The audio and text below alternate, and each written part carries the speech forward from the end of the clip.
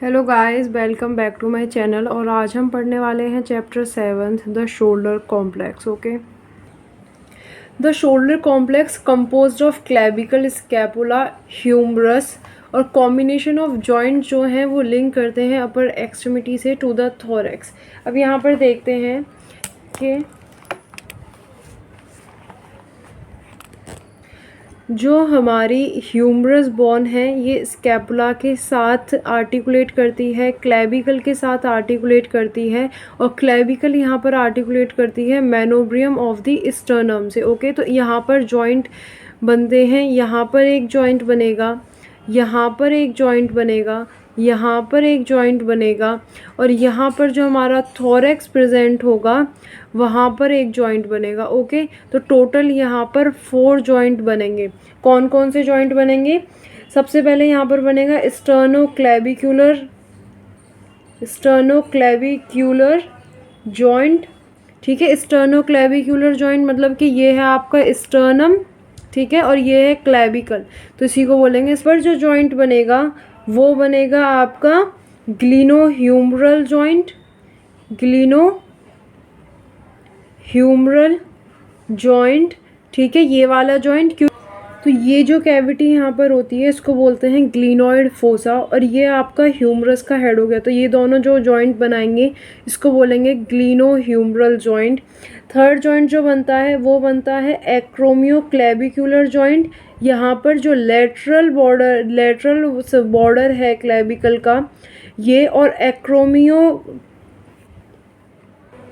एक्रोमियो process जो है scapula का वो जॉइंट बनाएगा जिसको बोलेंगे हम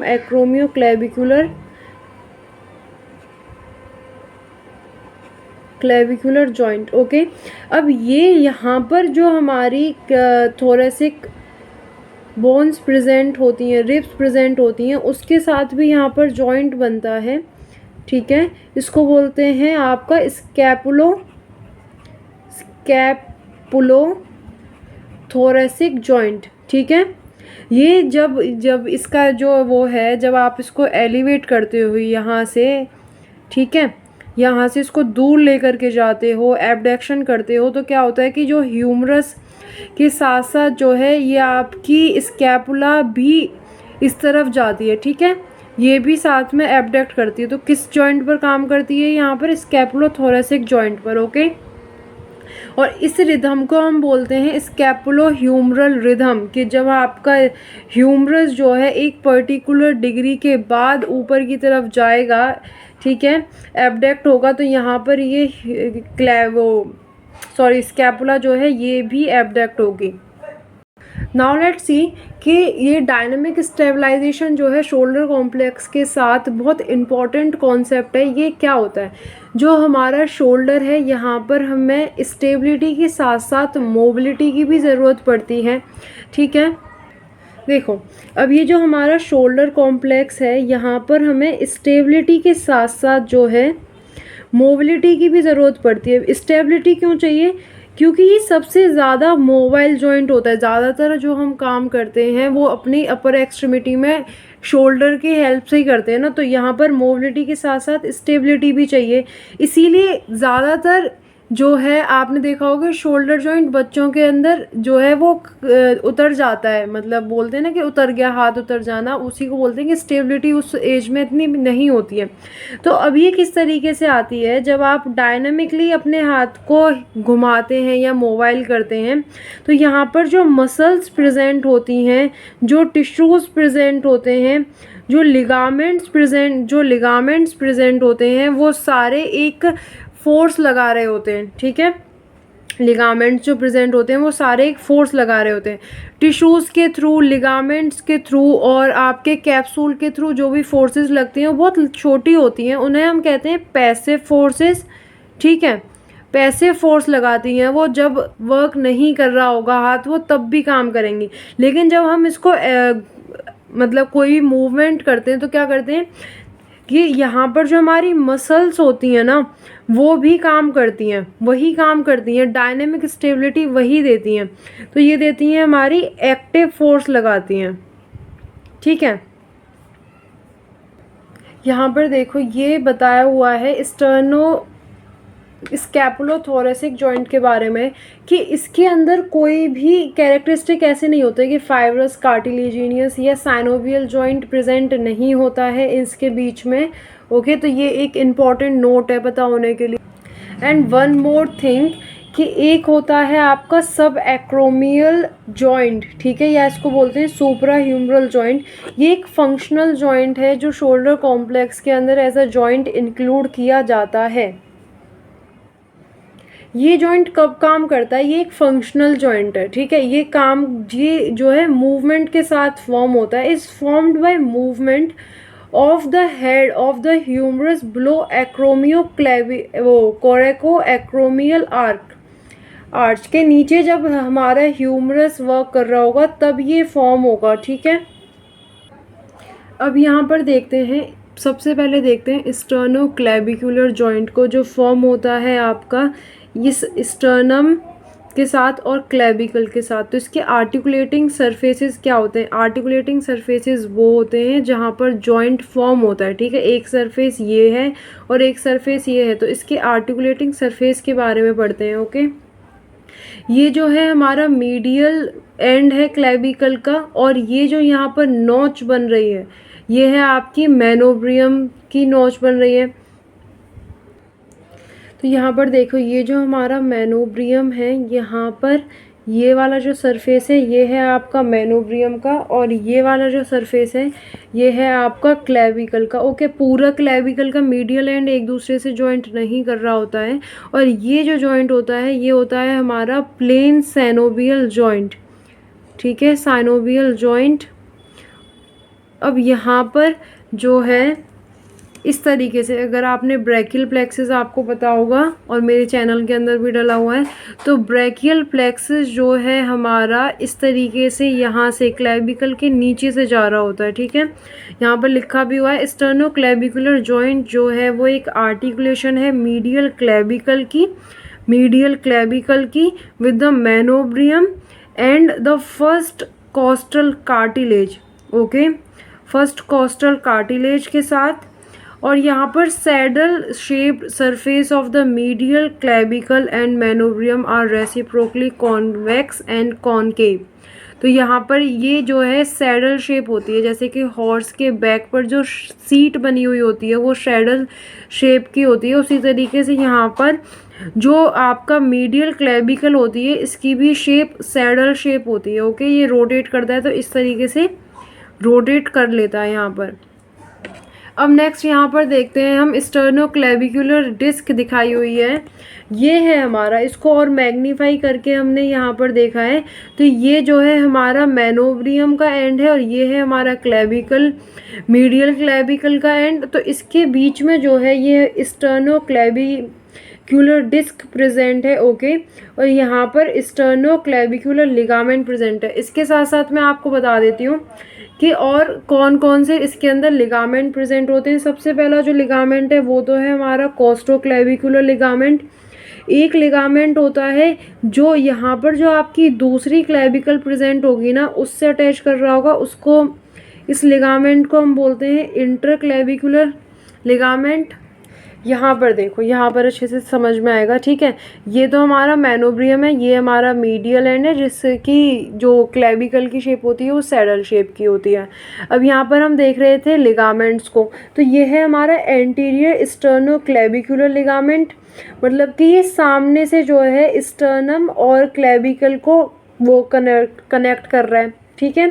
ये है हमारा इंटर क्लेविकुलर लिगामेंट, मतलब कि यहाँ पर जो दूसरी क्लेविकल प्रेजेंट है उसके बीच में ये कनेक्शन फॉर्म कर रहा है, ठीक है। थर्ड वन है posterior lamina of कोस्टोक्लेविकुलर ligament.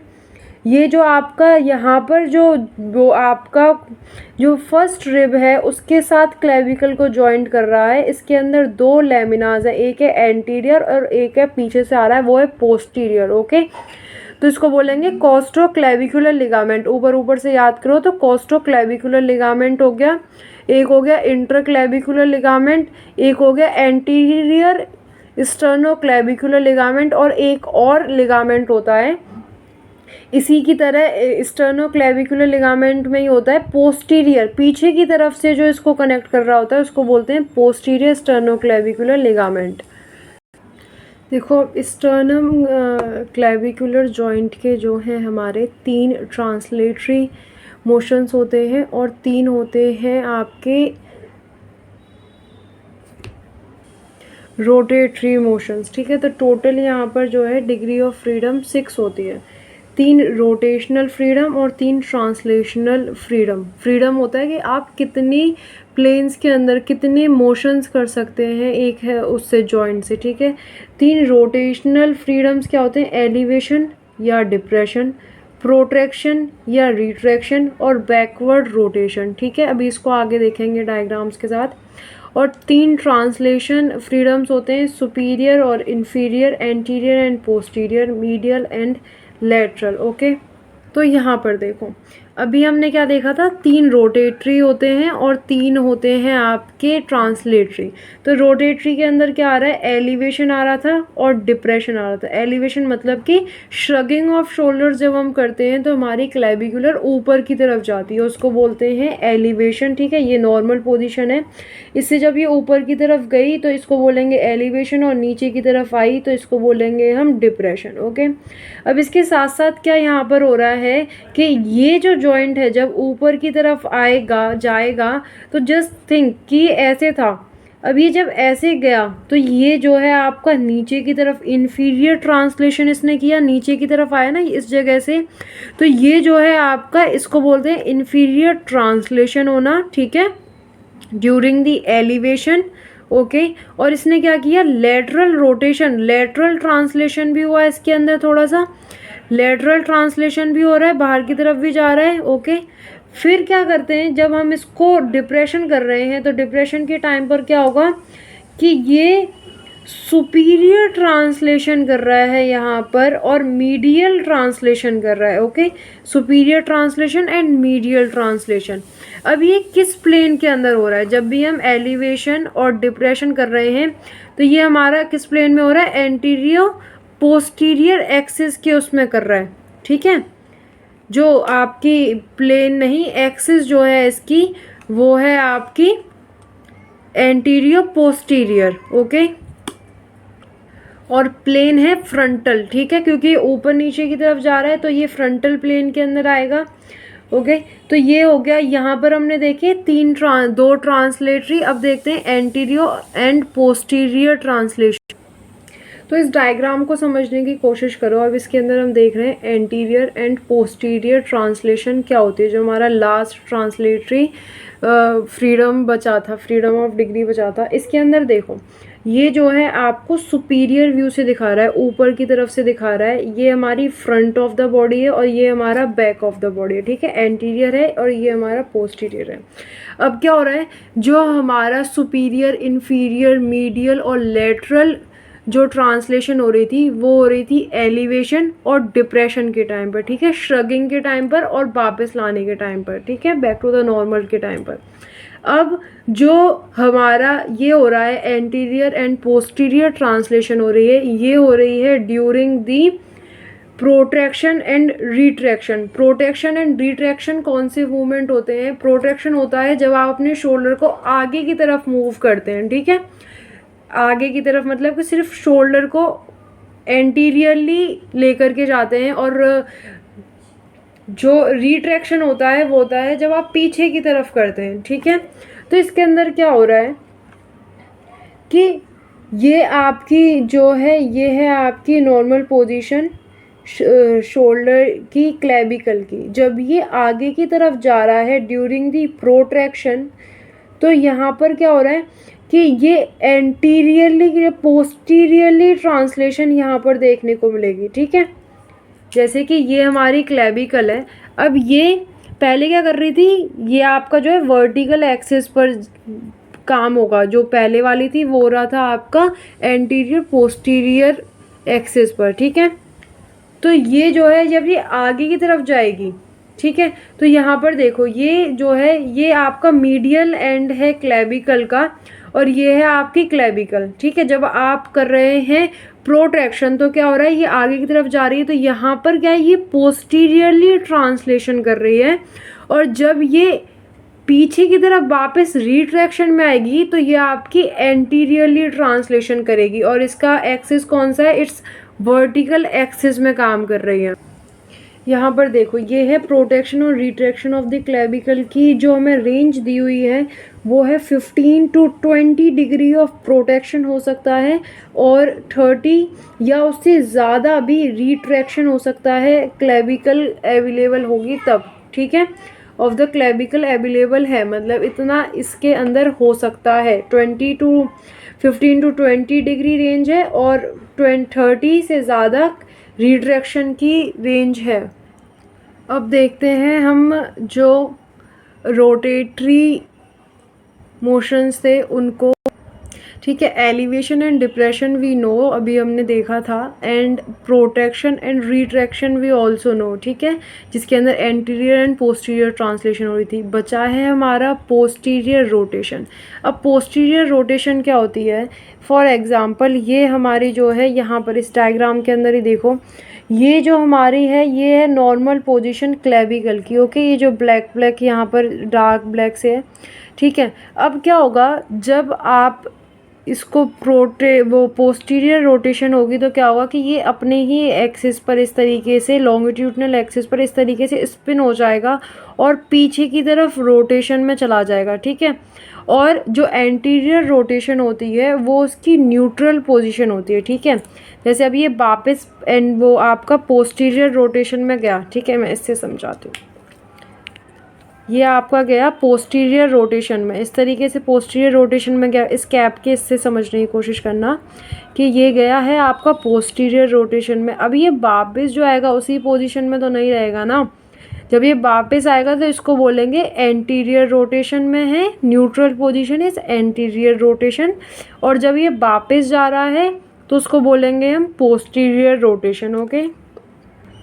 Last में कुछ इंटरेस्टिंग फैक्ट्स पता करते हैं स्टर्नोक्लेविकुलर जॉइंट के बारे में। वो है कि यहाँ पर जो है डीजनरेटिव चेंजेस जो होते हैं विद एज जो आते हैं वो बाकी जॉइंट्स के मुकाबले बहुत कम देखने को मिलते हैं, ठीक है। और यहाँ पर जो डिस्लोकेशन ऑफ स्टर्नोक्लेविकुलर जॉइंट होता है वो ओनली 1% हो सकता है in the body, and only 3% of the shoulder ग्रिडल dislocation, मतलब इसको डिस्लोकेशन के चांसेस भी बहुत कम होते हैं और डीजनरेटिव चेंजेस देखने के भी चांस बहुत कम होते हैं, ओके। और यहाँ पर जो आर्टिकुलर स्ट्रेस होता है वो भी बहुत कम होता है। अब देखते हैं सेकंड जॉइंट, एक्रोमियोक्लेविकुलर जॉइंट, ठीक है।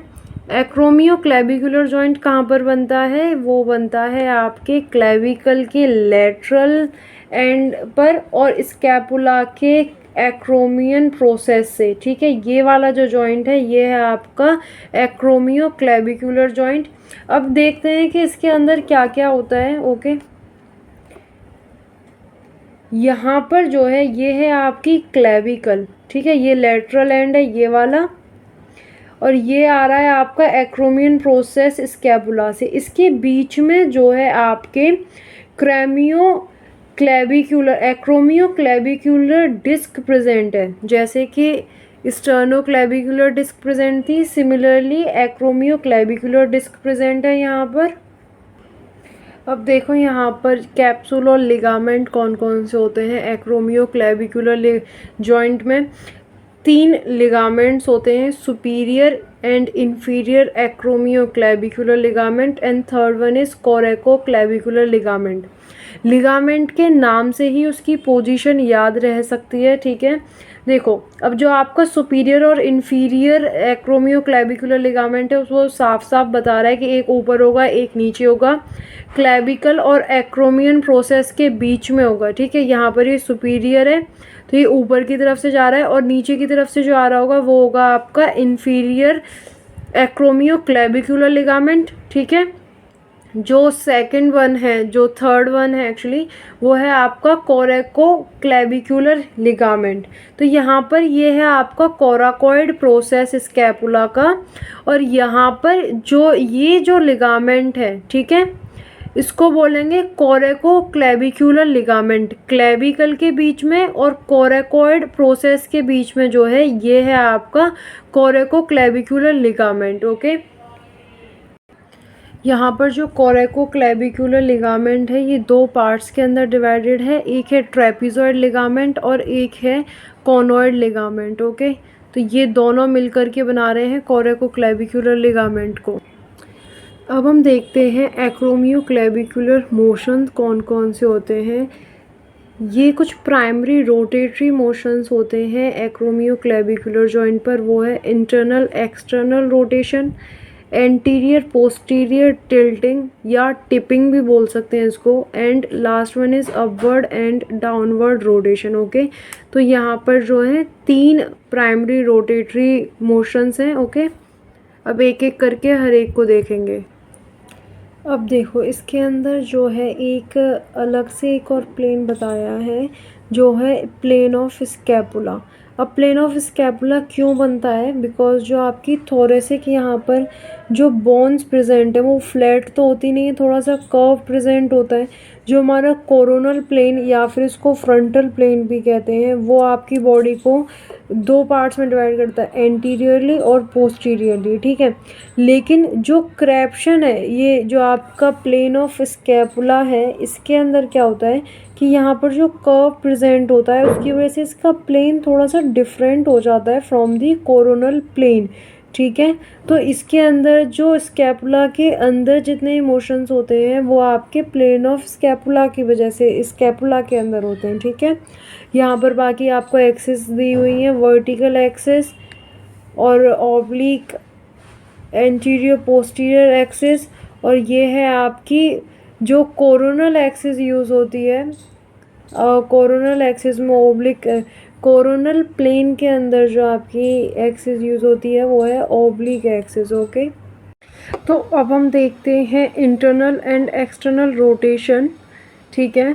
जैसे हमारा स्टर्नोक्लेविकुलर जॉइंट के अंदर anterior posterior translation, superior inferior translation हो रहा था, वैसे ही इसके अंदर ये ट्रांसलेटरी मोशंस भी होते हैं एक्रोमियोक्लेविकुलर जॉइंट के अंदर भी, ठीक है। तो यहाँ पर हम देखते हैं एक्सटर्नल रोटेशन कैसे होगी। ये जो हमें व्यू दे रखा है, ये व्यू दे रखा है सुपीरियरली व्यू है ये स्कैपुलर इंटरनल और एक्सटर्नल रोटेशन का, ठीक है। तो ये जब इस तरीके से अंदर की तरफ जाएगा तो इसको बोलेंगे हम एक्सटर्नल रोटेशन। ओके, और यहाँ पर जब ये इस तरफ जा रहा है तो इसको बोलेंगे हम इंटरनल रोटेशन।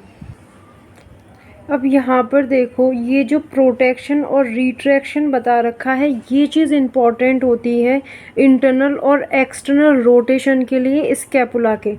क्यों? क्योंकि ये जो है, जो हमारी कॉन्वेक्स थोरेसिक, यहाँ पर जो हमारी कॉन्वेक्स थोरेसिक है ना, उससे ये अटैच्ड रहने के लिए जो है ये इंटरनल रोटेशन और एक्सटर्नल रोटेशन होती है, ठीक है। तो इंटरनल और एक्सटर्नल रोटेशन जब होगी जब प्रोटेक्शन और रिट्रैक्शन होगा। अब देखते हैं हम एंटीरियर टिपिंग, पोस्टीरियर टिपिंग या फिर इसको टिल्टिंग भी बोलते हैं, ठीक है। तो ये इसकी नेचुरल पोजीशन है, ठीक है। जब ये इस तरफ जाएगा तो इसको बोलेंगे anterior tipping of the superior scapula, और जब ये इस डायरेक्शन में जाएगा तो इसको बोलेंगे पोस्टीरियर टिपिंग, ठीक है।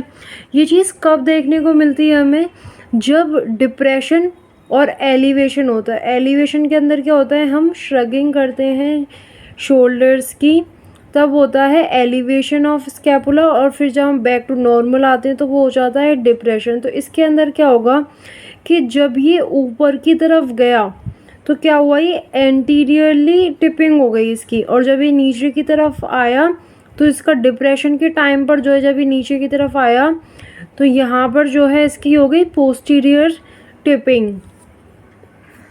तो जो टिपिंग और टिल्टिंग वाला जो मोशन है, रोटेटरी मोशन है, वो एसोसिएटेड है विद एलिवेशन एंड डिप्रेशन।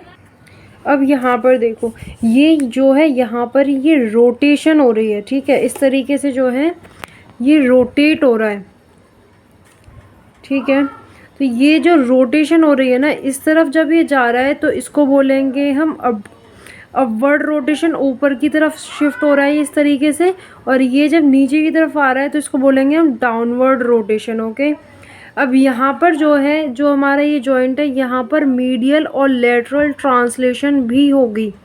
ठीक है, इस तरीके से जब ये अपवर्ड रोटेशन करेगा और डाउनवर्ड रोटेशन करेगा तो इस जगह पर मीडियल और लेटरल ट्रांसलेशन होगी।